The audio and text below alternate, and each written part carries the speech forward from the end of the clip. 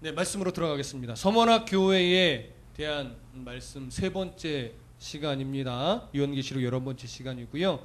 우리가 서머나 교회에 대해서 첫 번째와 두 번째 말씀을 두 차례에 걸쳐 나눌 때에 서머나 교회는 환난과 궁핍, 정말로 신앙이라는 이름으로도 이겨내기 참 힘든 그런 환난과 궁핍 가운데 있었지만 그들은 잘 견디고 있었고 하나님은 그들을 향하여 실상은 네가 부유한 자다.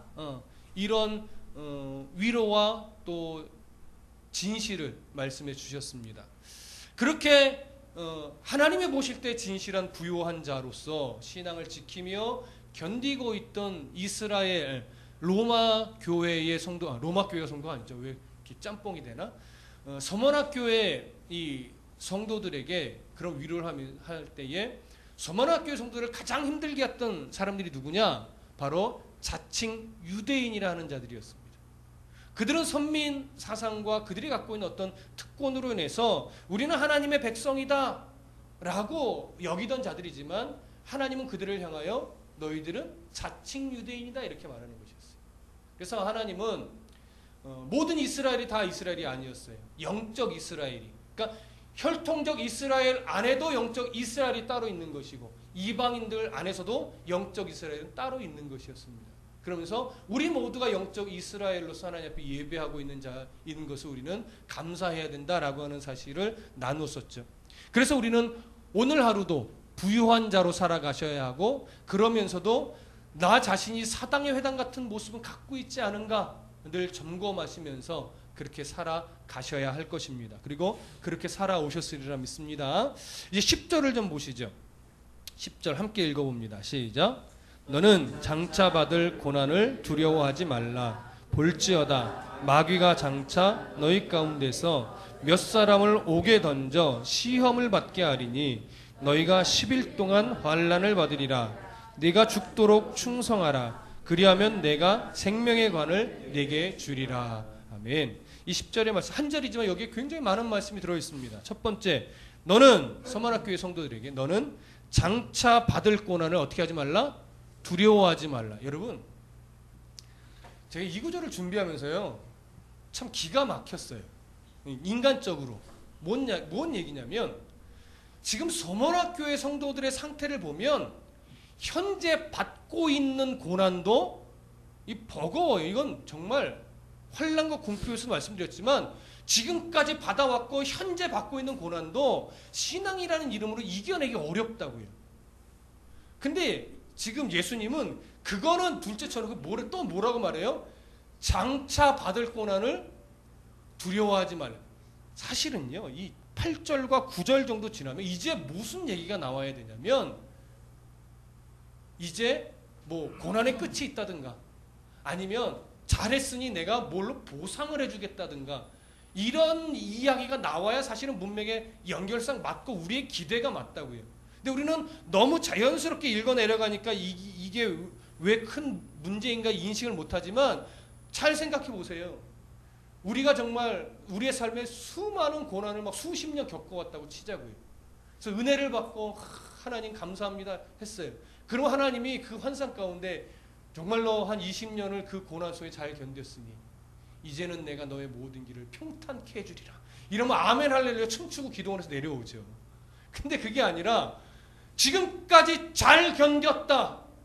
그러니 장차 받을 고난을 두려워하지 말아라. 이건 뭐냐면 우리나라 속담에 혹 때려갔다가 혹 붙이고 오는 거예요. 여러분, 이 서머나 교회 성도들이 이 말씀을 듣고 기가 막히지 않았을까요? 네? 이걸 믿음으로 받지 않으면 뭐야 이렇게 돼. 이게 신앙이야 이렇게 될 수 있다고요. 그러니까 지금 이 구절의 뉘앙스는요. 과거에 받아왔던 이 환난과 궁핍들, 지금 견뎌내고 있는 환난과 궁핍들, 그리고 또 앞으로도 오게 될 내가 신앙으로서 내 삶에 닥쳐올 환난과 궁핍은요. 두려움을 주기에 충분하다라고 하는 거예요. 예. 두려움을 주기에 정말 이게 날 지켜낼 수 있을까? 이겨낼 수 있을까? 이런 두려움을 주기에 충분해요. 예. 그런 얘기예요. 근데도 두려워하지 말아라. 예. 두려워하지 않을 수 있는 용기를 내라고 그러는 거예요. 용기를 내라. 그러면서 또 무슨 말씀으로 연결을 하냐면 그 뒤에 이어지는 구절 보세요. 너는 장차 받을 고난을 두려워하지 말라. 볼지어다 마귀가 장차 너희 가운데서 몇 사람을 오게 던져 시험을 받게 하리니.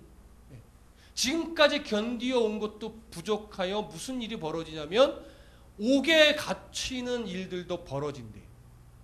이게 가깝게 보면 당시 서머나 이 교인들을 로마의 권세자들이 압제하여 감옥에 가두고 고문하고 때로는 죽이고 이런 일들을 벌인다라고 하는 거예요. 가깝게는. 왜냐하면 당시 옥에 가둘 수 있는 권한은 로마의 권세밖에 없었기 때문에 그렇습니다. 그러나 이걸 더 넓은 시야로 보면 오고 오는 세대 모든 성도들을 사단이 간괴한 수를 써서 넘어뜨리기 위해서 펼쳐놓는 수많은 유혹들, 또 시험들, 이런 것들이겠죠. 그런 것들이 계속하여 있을 거라는 거예요. 계속하여. 그러니 얼마나 이게 힘듭니까? 그런데 그 고난들, 그 옥에 갇히는 일들, 그 사단의 간괴함들이 어느 때까지 있냐면 너희가 10일 동안 환난을 받으리라. 이렇게 얘기해요. 10일 동안. 이 10일이라는 것은 이제 학자들의 견해는 그거예요. 문자적으로 열흘이 아니라 짧은 기간을 말한다. 이렇게 이야기를 해요. 짧은 기간. 세머에서도 이 열흘이라는 말은 짧은 기간을 말합니다. 다니엘과 세 친구도 어떻게 해요? 열흘 동안 뭘 했죠? 예, 고기를 먹지 않았어요. 예. 그래서 그런 뉘앙스들, 열흘이 갖고 있는 언어적인 뉘앙스는 짧은 기간을 말합니다. 그런데 생각해 보세요. 서머나 교회 성도들이, 그리고 당시 예수를 믿는 기독교인들이 받았던 고난이 짧았어요? 죽을 때까지였어요. 오늘날도 성도들이 겪는 나름대로의 모양새는 다르지만 다 겪고 있는 고난과 환난과 어려움들이 짧아요? 제발 좀 빨리 끝났으면 좋겠는데 징그럽게도 안 끝나잖아요. 그렇기 때문에 여기서 갖고 있는 10일이라는 뉘앙스는요, 짧다라는 느낌을 조금 더 넘어서서 이런 개념으로 이해하셔야 돼요. 끝이 있는 환난. 네. 영원한 환난은 있다 없다? 없다. 그런데 그 끝이라고 하는 것이 살아있는 동안에 어느 정도 종결이 될 수도 있어요. 신앙으로 극복되어지고 환경이 넘어서지고 이런 경우도 있지만 때로는 개인의 종말로 인해서 끝나는 경우도 있고 또 멀게는 언제요? 역사의 종말로 끝이 나는 경우도 있어요. 그러니까 이게 우리의 기준으로 짧은 시간이 아니라 하나님의 기준으로 볼 때 짧고 유한한, 영원하지 않은 환란이에요. 그러나 그 환란 뒤에 오는 하나님 나라의 복은 영원하다라고 하는 것이죠. 그런 것들을 우리가 바라볼 수 있어야 합니다. 여기서 말하고 있는, 여기서 이 10절에서 말하고 있는 이 환란과 고난과 시험이라는 것들, 여기서 말하고 있는 이 고난이나 이 시험은요, 시험, 환란 이런 내용들은 어떻게 보면 유혹이다 이렇게 번역이 되기도 하는데, 유혹의 이미지로 번역이 되기도 하는데 그 안에 원초적으로 뜻을 좀 이렇게 비집고 들어가 보면 단련이라고 하는 의미가 있어요. 그래서 성도가 환난 가운데서 하나님의 자녀로 더 세워질 때는 언제나 고난이 필수라고 하는 거예요. 고난이 없는 단련은 있을 수 없다라고 하는 것이죠. 그래서 성경에 항상 연단, 단련을 이야기할 때 무슨 비유를 들어요? 풀무불 속에 철을 단련하는, 그걸 항상 그 비유로 들지요. 고난은 그리스도인을 단련시키고 세워가는 필수적인 요소라고 하는 겁니다. 사단이 주는 이 시험과 환난이라 할지라도 하나님은 그것을 성도들에게 무엇으로 만들어요? 단련하는 도구로 만들어 가신다라고 하는 거예요. 그렇기 때문에 지독한 환난이 없으면 진짜와 가짜가 구별되지 않습니다. 그래서 결국 성도가 진짜 성도냐, 양의 탈을 쓴 가짜냐라고 하는 것은 환난을 어떻게 견디어 내느냐를 보면 알 수 있어요. 끝끝내. 그래서 하나님의 도우심으로 성도는 끝끝내 그 환난과 고난을 마치 열흘이 지나는 것처럼 견디어낼 수 있는 것이죠. 그러나 하나님의 도우심이 없고 하나님의 간섭하심이 없는 그런 성도는 환난이 닥쳐보면 그 신앙의 본질이 어디에 있는지를 알 수 있어요. 그러니까 여러분 보세요. 종종 성도들이 보면 아이고 저는요 신앙이 없어요 라고 말하시는 분들이 참 많아요. 겸손의 표현이죠. 그럼에도 불구하고 그 고난의 시절들을 지나 지금 어디에 서 있냐고요. 말씀의 자리에 앉아있고 지금 하나님 앞에 무릎 꿇고 있고 아직도 우리는 힘겹고 그런 시절을 겪지만 그럼에도 불구하고 우리는 말씀 앞에 서 있어요. 그게 왜 그래요? 하나님이 붙잡아주고 있고 하나님이 돕고 있고 하나님이 놓지 않으시기 때문에. 이건 뭐예요? 잘 견뎌내고 있는 거예요. 이게 바로 하나님이 기뻐하시는 성도라고는 증거예요. 그러니까 우리의 신앙의 뿌리가 어디 있느냐라고 하는 것은 환난의 시절들이 어떤 사람은 좀 짧아 보이고 어떤 사람은 좀 길어 보일 뿐이지 하나님 보실 때는 열흘과 같아요. 하나님 보실 때. 우리가 그 시절들이 끝이 있단 말이에요. 그걸 바라보셔야 돼요. 무엇으로 인해서? 영원한 하나님 나라의 복을 소망하면서. 우리나라 일제시대 때 이제 핍박받던 이야기를 종종 듣게 되는데 죽으면 죽으리라 이 생각하면 성경에서는 에스더가 생각이 나지만 우리나라 일제시대의 역사 속에서 기억하면 이 안희숙 씨라는 분이 생각이 납니다. 그분이 신앙을 지키면서 1차 투옥이 있었고 2차 투옥까지도 있었어요. 그런데 투옥이 되었다가 풀려났을 때 주변의 사람들이 이렇게 물어봤대요. 참 신앙심이 깊으니까 그 고문 받을 때 감옥에서 모진 형벌을 받을 때에 하나님 앞에 기도했지요? 네, 기도했습니다. 하나님 앞에 뜨겁게 기도할 때 하나님이 하늘문을 열고 그 고통을 이겨낼 힘을 주시던가요? 무슨 기대였겠어요? 하나님이 이겨낼 힘을 주셔서 제가 견뎌낼 수 있었습니다. 이 간증을 듣고 싶은 거 아니겠어요? 근데 안희숙 씨는 그렇게 말하지 않았대요. 아니요. 이겨낼 힘을 주시지는 않더군요. 네. 아플 건 아프고 고통스러울 건 그대로 고통스러웠다라고 하는 거예요. 그게 고통이 오는데도 고통스럽지 않고 아픈데도 아프지 않고 죽을 것 같은데도 뭐 편했고 이런 게 아니라는 거예요. 고통스럽고 죽을 것 같고 정말 신앙을 내려놓고 싶을 때도 많았다라고 하는 것이죠. 그럼에도 불구하고 내려놓지 못하고 내가 신앙을 버리지 못했었던 건 무엇 때문에요? 이 죽음도 하나님의 사랑에서 나를 끊을 수 없다라고 하는 것. 그 사실을 알기 때문에 하나님 나라의 영원한 복을 누림에 있어서 이것이 아무런 영향을 미칠 수 없다라고 하는 것. 그리고 이 고통은 언젠가 분명히 뭐가 있다? 끝이 있다. 이걸 알기 때문에. 그리고 또 하나 있어요. 내가 그리스도인으로서 당하는 고통은 아픔이 아니라 상처가 아니라 뭐다? 그리스도인에게는 복이다. 이걸 알았다. 이걸. 초대교회 때도 많은 사람들이 예수 그리스도를 처음 바라볼 때 어떤 하나님으로 바라봤냐면 해방자요, 우리나라를 이스라엘을 독립시키실 분이요, 배고픈 우리를 배부르게 먹여주실 왕과 같은 자로 이해를 하고 그렇게 바라봤어요. 그런데 그렇게 바라봤기 때문에 자꾸 왕으로 세우려고 하고 그래서 그를 좀 어떻게 하면 모셔갈까, 그리고 어떻게 하면 그의 좌편과 우편에 있을까, 그래서 나중에 좀 덕을 볼까 이랬었는데 예수님은 그러한 왕으로 오신 분이 아니었기 때문에 십자가에 달려 대속제물로 죽으셨어요.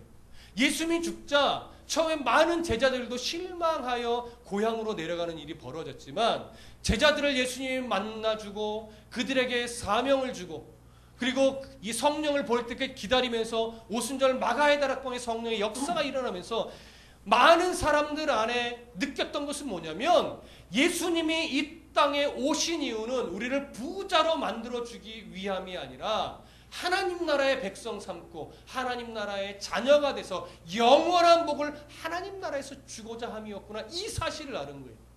그러니까 이 땅의 복을 추구하는 신앙이 되지 않고 하나님 나라의 복을 소유한 자로서 살아가는 것, 이것이 진짜 신앙임을 알았던 것이죠. 그래서 박해가 일어나고 고난이 올 때 그들이 신앙인들이 가졌던 감사가 뭐냐면 내가 이런 능력받는 일에 마땅히 여김을 받는 자가 됐구나. 내가 받는 능력으로 인해 하나님이 나를 능력받을 수 있는 자격자로 인정해 주시는구나. 그것으로 인해 뭐 했어요?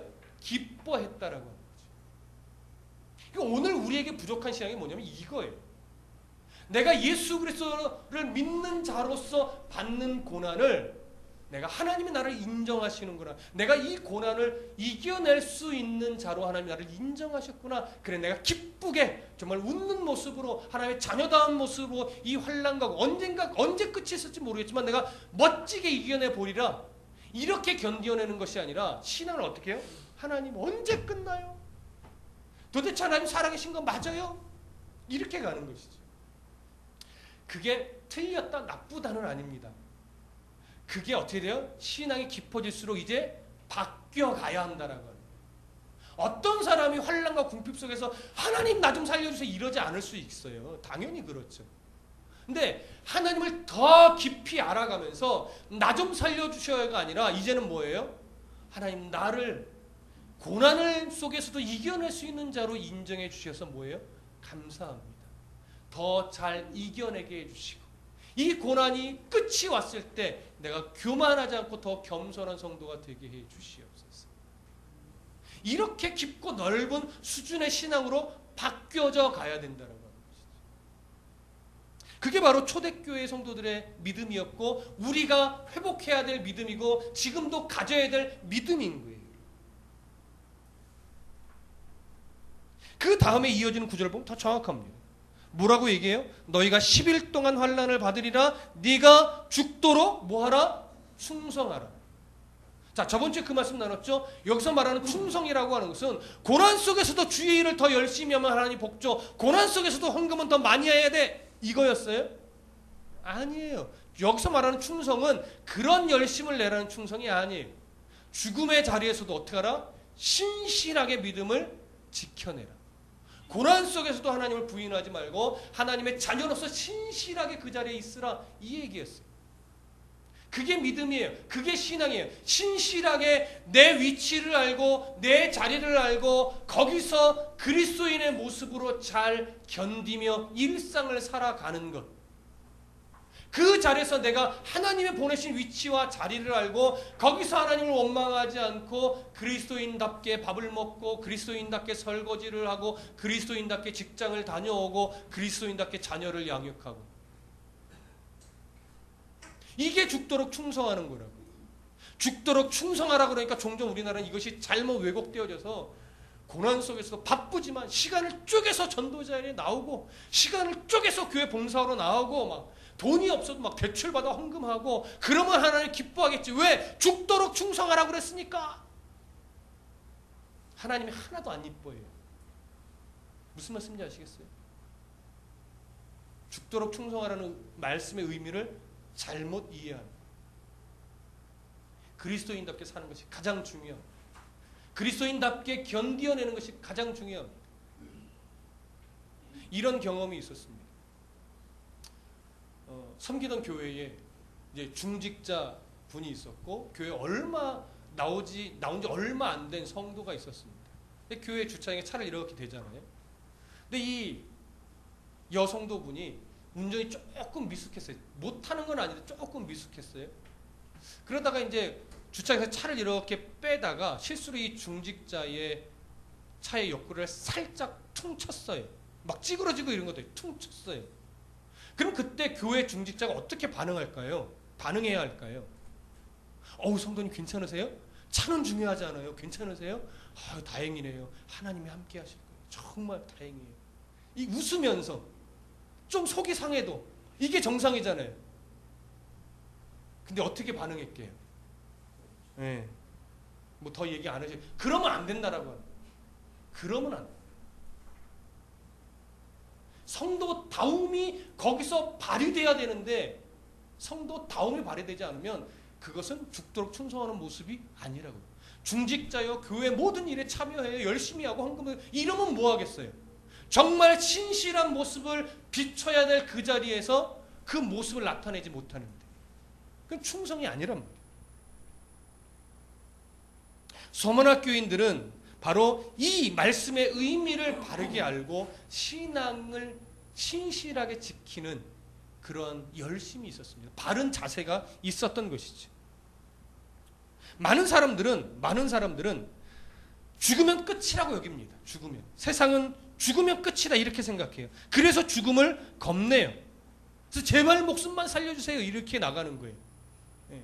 물론 성도라고 안 그럴 수 없겠지만 성도는요 목숨을 지키는 것보다 뭘 지켜야 돼요? 신앙을 지켜야 돼요. 그게 성도예요. 오늘날은 대한민국에서 목숨을 지키는 것보다 신앙을 지켜라 이게 좀 의미는 없죠. 왜? 목숨을 지킬 일이 별로 없잖아요. 그러니까 여러분 이건 나름대로 내가 약한 부분 그걸 대입시키셔야 돼요. 내가 이걸 지키기보다 신앙을 지켜야 되겠다. 개인적으로 대입해 보시고 적용시켜 보시면서 내 신앙을 그렇게 훈련시켜 가야 돼요. 내가 무엇을 지키는 것보다 신앙을 지키는 데 더 애를 써야 되겠다. 이 싸움입니다.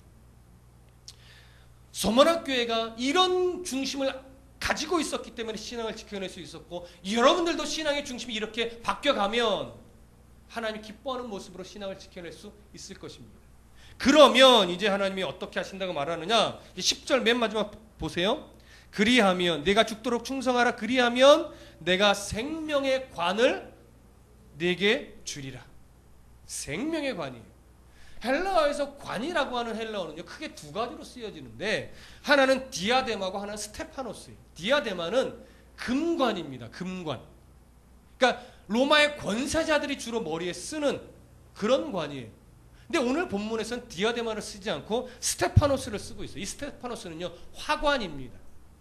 예, 월계수 같은 걸로 만드는 운동선수가 1등 했을 때 머리에 씌워주는 이런 관이에요. 그러니까 여기에는 뭐가 없어요? 물질적인 가치가 없어요. 영광의 가치가 있는 거예요. 영광스러움의 가치. 그렇기 때문에 하나님께서 마지막 때 우리에게 주실 이 생명의 관은 영광스러움의 가치예요. 영광스러움의 가치. 여러분 이런 얘기 종종 들어보셨죠? 부끄럽게 구원받은 자와 영광스럽게 구원받은 자는 하나님 나라에서도 상급이 다르다. 그래서 영광스럽게 구원을 받은 자는 하나님 나라에 큰 대궐 같은 황금집을 받고 부끄럽게 구원받은 자는 뭐 쓴다? 개털모자 쓴다. 저는 이 말을 별로 믿지도 않고 싫어합니다. 왜냐하면 구원이라고 하는 것은 영광스럽지 않은 구원이 있을 수 있을까요? 없어요. 왜냐? 잘 들어보세요. 심판은 지옥의 심판, 하나님과 영원히 단절되는 심판은 사람의 행위로 말미암습니다. 하나님을 거절하고 예수 그리스도를 믿지 않은 사람의 행위로 심판을 받지만 하나님 나라의 영원한 자녀가 되는 것은 사람의 행위로 말미암음이 아니라 하나님의 은혜로 말미암습니다. 그렇기 때문에 부끄러운 구원이란 있을 수 없어요. 그건 우리가 보기에 우리 기준이에요. 우리 기준. 제가 볼 때 그런 환상 본 사람은요 뭔가 이상한 환상 본 거예요. 제 기준에서 볼 때 저는 그렇게 생각합니다. 부끄러운 구원이란 있을 수 없어요. 왜? 내 행위로 받는 구원이 아니기 때문에. 하나님의 은혜로 받는 구원인데 어디 부끄러운 구원이 있을 수 있습니까? 하나님 나라에서도 그렇게 막 차별이 된다면 그게 하나님의 나라예요? 하나님의 나라는 차별이 없어요. 영광스러운 거예요. 그런데 한때 제가 중고등학교 고 무렵에 어떠한 이 종말에 대한 이야기가 있었냐면 휴거라고 하는 이 개념이요 전국을 막 휩쓸었어요. 그래서 마지막 대환란이 일어나는데 대환란에 신앙을 지켜내지 못하면 하나님 나라에 들어갈 수 없어. 막 그러면서 근데 그 대환란 때는 어떤 일이 벌어지는 줄 알아? 666의 표를 받지 않으면 아무것도 못한대. 그러면서 막 여호와도 막 나타났어요. 그러다 보니까 어린 마음에 제 속에 무슨 두려움이 있냐면 대환란이 오기 전에 휴거가 돼야 되는데 내가 믿음이 연약해서 행실이 부족하여 휴거되지 못하면 대환란을 내가 어떻게 견딜 수 있을까? 그때 대환란을 잘 견디는데 그때 못 견디면 지옥 가겠지? 어떡하지? 막 이런 두려움들이 있었단 말이에요. 그러다 보니 이런 두려움이 있다 보니까 특별한 환란을 견뎌낸 고급스러운 신자에게 주어지는 면류관처럼 이걸 자꾸 이해하게 되면서 시한부적인 어떤 그런 종말의 개념이 자꾸 생기는 거예요. 이런 이야기는 우리 이 어른들은 좀 들어봤을 거예요. 한때. 이게 종말에 대한 잘못된, 천년왕국에 대한 잘못된 인식 때문에 그렇습니다. 여러분, 예수 재림에 관련된 설은 이제 천년왕국설이라고 하는데, 크게는 네 가지가 있습니다. 역사적 전천년설과 세대주의적 전천년설과 그다음에 후천년설과 무천년설이 네 가지가 됩니다. 나중에 그것은 이제 계시록 20장 정도 넘어가면 조금 구체적으로 말씀드리게 되겠지만, 기본적으로 개신교에서 취하는 입장은 두 가지예요. 역사적 전천년설과 무천년설 두 가지의 입장이 개신교적 입장이고, 대부분의 개신교 신학자들은 최근에 무엇을 선택하냐면 무천년설을 선택을 합니다. 예전에는 역사적 전천년설의 입장에 많이 서 있었고, 옛날 어른 목사님들은. 그러나 최근 신학은 무천년설에 가깝습니다. 이게 말이 어렵죠? 간략하게만 좀 설명을 드릴 거예요. 후천년설은 가장 성경적이지 않습니다. 예, 성경과 많이 벗어나서 후천년설은 굳이 설명할 필요 없는데, 천년왕국이 지난 후에 예수님이 온다라고 하는 거예요. 천년왕국은 뭐냐면 예수님과 함께 이 땅을 천년 동안 다스린다, 이런 개념이 천년왕국인데, 계시록에 나와 있는 개념이에요. 근데 그걸 어떻게 이해하느냐의 차이가 있는 거예요. 근데 전천년설은 뭐냐면 천년왕국이 일어나기 전에 예수님이 재림한다라고 하는 건데, 그것이 이제 세대주의적 전천년설과 역사적 전천년설로 나눠지는데, 우리에게 두려움을 주는 이 휴거의 영화가 만들어지는 이런 개념의 이 천년왕국설은 세대주의적 전천년설이에요. 간략하게 이런 개념이에요. 마지막 역사의 끄트머리에 예수님의 공중의 재림에서 잘 믿었던 자, 그리고 순교하여 죽었던 자, 이런 자들을 부활시켜서 공중에서 휴거를 하는 거예요. 그러니까 이게 뭐냐면 맷돌 갈다가 한 사람은 올라감을 당하고 한 사람은 남김을 당하고, 이런 식의 개념이 막 여기서 막 도입이 되고 막 끼워 맞춰지는 거죠. 그래서 공중에 재림을 해요. 근데 휴거를 해요. 휴거 받지 못한 성도들이 있을 거 아니에요.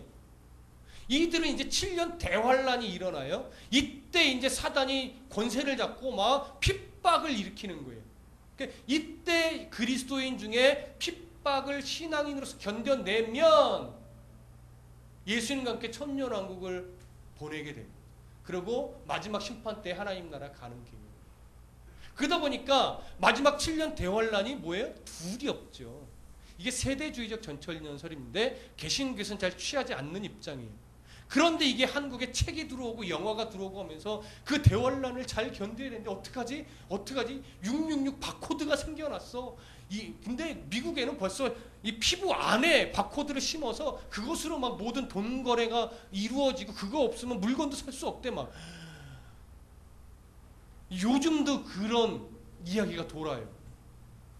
미국에 뭐가 있다고요? 조그만 알약을 피부에 막 속에 이식을 한다면서요? 그래서 그걸로, 그쵸, 베리칩? 그래서 그걸로 막 모든 상거래가 이루어지고, 그거 안 하면 큰일 난데, 이게 종말이래 막 일어나면서, 또 얼마 전에 막 카톡으로 또 뭐예요? 페이스북으로 막 하여튼 그런 것들로 막 일파만파 막 또 보내지고, 막 선교사님들도 막 저한테 막 보내오고, 막 알아야 된다 막 이러면서. 그러나 여러분들은 이제 분별력이 있어요. 그것은 종말의 징조일 수는 있으나 재림의 징조는 아니다. 그렇죠? 재림의 징조는 뭐예요? 복음이 충만해져요. 세대주의적 전천년설이 가지고 있는 이 문제, 시한부적인 인식을 자꾸 심어줘요. 그렇지 않습니다. 그러나 역사적 전천년설은 역사의 끄트머리에 대환란이 멈춰 있고, 그런 신앙을 견디어내면 이제 휴거가 일어난다고, 예수님 재림하시고 휴거가 일어나고 그 후에 천년왕국이 있다라고 하는 이런 개념이에요. 그러나 무천년설은, 저는 이제 무천년설을 지지하는 목회자인데, 무천년설은 뭐냐면 천년을 진짜 문자적 천년이 아니라 상징적인 의미로 보는 겁니다. 그래서 예수의 초림부터 재림 때까지의 전 기간을 뭘로 봐요? 그걸 천년왕국으로 보는 거예요. 그리고 그걸 대환란의 시대로 보는 겁니다. 그래서 그 시대를 우리가 그리스도인으로 살아내면, 그리고 하나님이 살아내게 만드시겠죠? 그러면 그 역사의 끄트머리 이제 재림하셔서 심판이 일어나는 것으로 보는 겁니다. 근데 요즘에 많은 신학적인 견해는 뭐예요? 이 무천년설로 가고 있습니다. 역사적 전천년설을 지지하든 무천년설을 지지하든 사실 아무 상관이 없습니다. 왜요? 믿음을 건강하고 바르게 지켜내면 예수님이 언제 오시든 문제가 돼요? 안 되기 때문에 그렇습니다. 그래서 이것 때문에 뭐 너는 이단이냐 나는 이단 아닌데 이렇게 싸울 필요 없습니다. 여러분. 그건 중요하지 않습니다. 다만 뭐만 아니면 돼요? 시한부 종말론에 빠져서 일할 필요 없네, 공부할 필요 없네, 재산 가질 필요 없으니 교회에다 바치자, 그러면 하나님이 더 기뻐할 거다, 이런 잘못된 생각에만 빠지지 않으면 그러면 돼요. 그럴 때 그렇게 신앙을 하나님이 지켜가게 만드실 것이고, 그 하나님의 섭리를 따라 신앙을 지켜내는 성도들은 영광의 면류관을 하나님 주셔서 이미 받은 거죠, 우리. 그래서 그것을 가지고 하나님에서 영원한 삶을 살게 되는 겁니다. 이게 우리에게 주어질 궁극적인 보상이에요. 이 땅의 보상을 준다고 말하고 있지 않습니다. 그래서 마지막 11절 다 같이 읽어보겠습니다. 시작. 귀 있는 자는 성령이 교회들에게 하시는 말씀을 들을지어다. 이기는 자는 둘째 사망의 해를 받지 아니하니라. 여기서 이기는 자는 뭐예요? 죽도록 충성하는 자. 그 자리에서 신실하게 믿음을 지켜내고 하나님의 어떤 섭리를 따라 신앙이 계속 깊어져 가고 세워져 가고 연단되어져 가고 세워져 가게 되는 그 사람을 말하는 거예요. 그 사람이 둘째 사망의 해를 받지 않는데, 첫째 사망의 해는 뭐예요? 아담 이후에 모든 사람이 죽게 됐어요. 이게 첫째 사망의 해. 하나님과 단절되었다라고는 증거죠. 둘째 사망의 해는 더 이상 기회가 없는 하나님과의 영원한 단절이에요. 언제 일어나요? 이것이 마지막 때 예수님 재림하여 심판 때 일어나는데, 그때 우리는 둘째 사망의 해를 받아 하나님과 영원히 단절된 자로 살아가는 것이 아니라 하나님의 자녀로서 하나님의 나라 새하늘과 새 땅에 가서 하나님과 영원한 삶을 살게 됩니다. 이것이 둘째 사망의 해를 받지 않는 거예요. 이것이 우리에게 주어질 영원한 보상이요, 우리가 이미 소유하고 있는 복이에요. 그래서 땅의 복으로 하나님이 보상해 주는 것이 아니라 그것을 소유케 함으로 이미 최대의 복을 주신 거예요. 이것을 아는 것이 신앙이고, 이것을 알므로 말미암아 이 땅에 여전히 우리의 삶에 있는 환난과 고난과 어려움들을 의연하게 지켜가는 것, 이것이 바른 성도의 자세요, 성도의 모습인 겁니다. 우리 모두 이렇게 생명의 면류관을 소유한 자로서 하나님 나라의 백성으로 죽도록 충성하는, 그 자리에서 신실하게 믿음을 잘 지켜내는 성도가 되시기를 소원합니다. 기도하겠습니다.